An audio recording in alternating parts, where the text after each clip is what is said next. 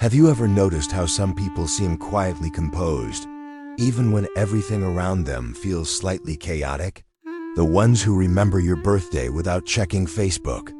The ones who double-check the details. The ones who don't talk the loudest in the room, but somehow end up being the most reliable presence in it.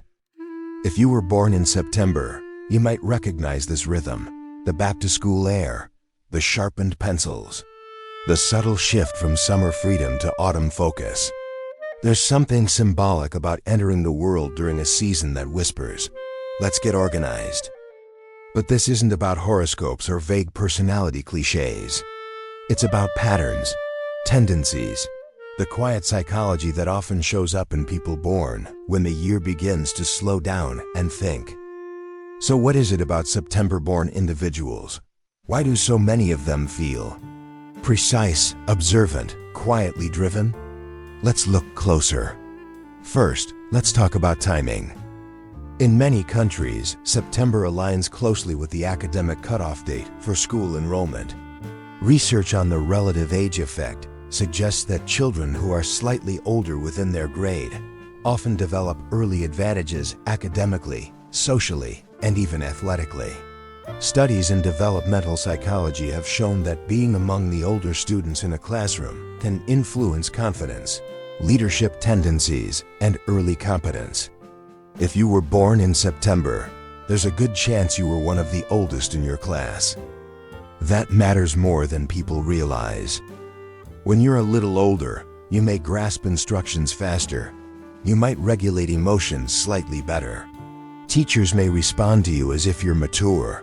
And when adults treat you as capable, you often become capable. Small early reinforcements compound over time. But here's the interesting part. It's not just about achievement. It's about identity. Many September-born individuals internalize a quiet expectation. Be responsible. Do it right. Set the example. That expectation can feel empowering until it feels heavy. Have you ever noticed how many September-born people are perfectionistic in subtle ways? Not flashy perfectionism, not dramatic, but the kind that edits a message 3 times before sending it. The kind that replays conversations at night, analyzing tone. Psychologists often link this to conscientiousness, one of the big 5 personality traits. Conscientious individuals tend to be organized, reliable, self-disciplined. Large-scale personality research consistently shows that conscientiousness predicts career stability, long-term success, and even physical health outcomes. But here's the paradox. The same trait that makes someone dependable can also make them hard on themselves. You'll see it in small details. The September-born friend who arrives 10 minutes early always. The coworker who catches the typo nobody else noticed. The sibling who remembers family logistics better than everyone else. They don't demand praise. They just expect themselves to function well. And when they don't, they can spiral quietly. Let's shift to something softer. September sits between seasons. It's not quite summer, not fully autumn. There's warmth, but also a hint of coolness in the air. Psychologically, transitional periods often shape sensitivity. Research in environmental psychology suggests that seasonal shifts can subtly affect mood, introspection, and energy regulation.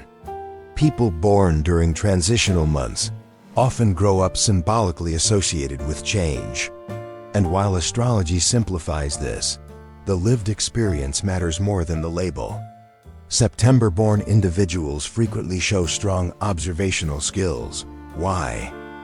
Because when you're wired toward responsibility and detail, you watch before you speak. They're often the ones reading the room, measuring emotional temperature, adjusting their tone accordingly. They may not dominate conversations, but they steer them gently. Have you ever asked a September-born person for advice? They don't rush. They pause. They consider context.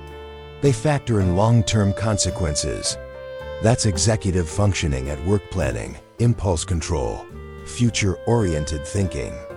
Neurologically, these processes are linked to prefrontal cortex activity, which governs regulation and foresight. And yet, there's another layer people rarely talk about. Being the responsible one can blur into over-responsibility. Many September-born individuals struggle with delegating. They'd rather do it themselves. It feels safer, cleaner, predictable. Because control equals stability, and stability feels good. But here's the tension. High self-discipline can hide emotional exhaustion. How many times has someone described you as strong when what you felt was simply obligated? Strength for September-born personalities is often quiet endurance. They're not loud about their ambition, but they are ambitious.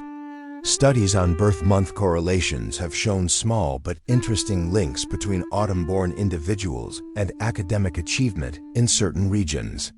Again, this is influenced by school cutoff dates, not cosmic destiny. But the pattern appears consistently enough to be worth noticing.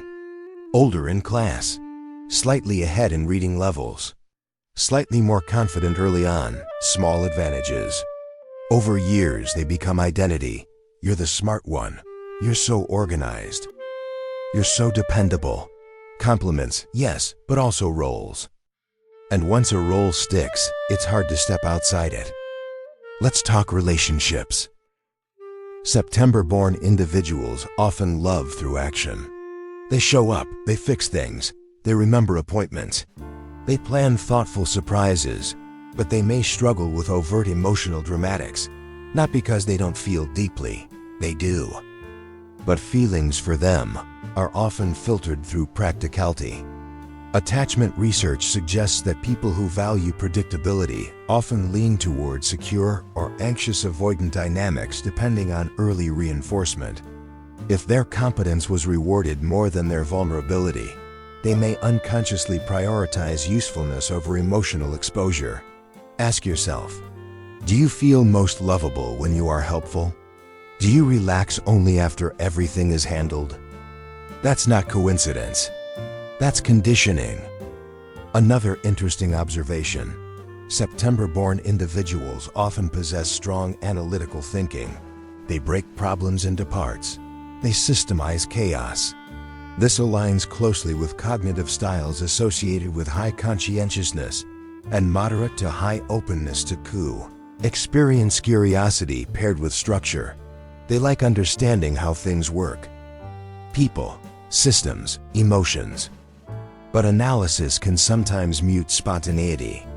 When was the last time you did something impulsive without calculating the outcome first? Exactly. Yet here's something beautiful. Because they think ahead, September-born individuals often protect others from unnecessary pain. They anticipate consequences. They spot cracks early. They warn gently. They're planners in a world that often improvises. And planners quietly keep things from collapsing. But let's slow down. Underneath the competence, there's usually a deep need for reassurance. Not loud reassurance. Not constant praise. Just acknowledgement. A simple, I see how much effort you put in. Because effort is their love language. And here's the quiet struggle. When you're known for being reliable, people rarely check if you're tired. Burnout research shows that highly conscientious individuals are at increased risk of overcommitment. They say yes. They push through. They optimize until the body says no. Headaches, tight shoulders, restlessness at night. Have you felt that? September-born personalities often need to learn something counterintuitive. Imperfection will not erase your worth. You were valuable before you proved yourself. But growth is rarely about becoming someone new. It's about softening the edges of who you already are. Imagine this. The late September evening. The air crisp but gentle, leaves just beginning to turn. There's structure in the shift, but also surrender. The tree doesn't cling to every leaf forever. Neither should you cling to every responsibility. Your strength is real. Your discipline is admirable. Your foresight protects more than you know. But you're allowed to rest. You're allowed to not fix everything. You're allowed to let someone else remember the details for once. Because psychology isn't destiny. Birth month is not a script. It's a subtle influence layered over family, culture, experience. And if you were born in September, maybe your gift is balance, precision without cruelty, ambition without arrogance, responsibility without rigidity. The world needs people who care about the details, just not at the cost of themselves. There's something poetic about being born when the year begins to exhale. September carries both memory and momentum. It holds the fading warmth of summer and the first whisper of autumn. And people born in this month often carry that same duality, steady yet sensitive, structured yet thoughtful. They are the quiet architects, the emotional accountants, the ones who notice when the picture frame is slightly crooked and straighten it without announcement.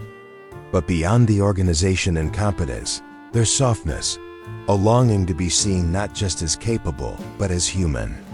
If this reflection felt familiar, maybe it's not about astrology at all. Maybe it's about recognizing patterns we've lived inside for years without naming. And maybe the most powerful thing you can do isn't optimize yourself further, but allow yourself to breathe between the plans. If this resonated with you, stay with me. There's more depth to explore.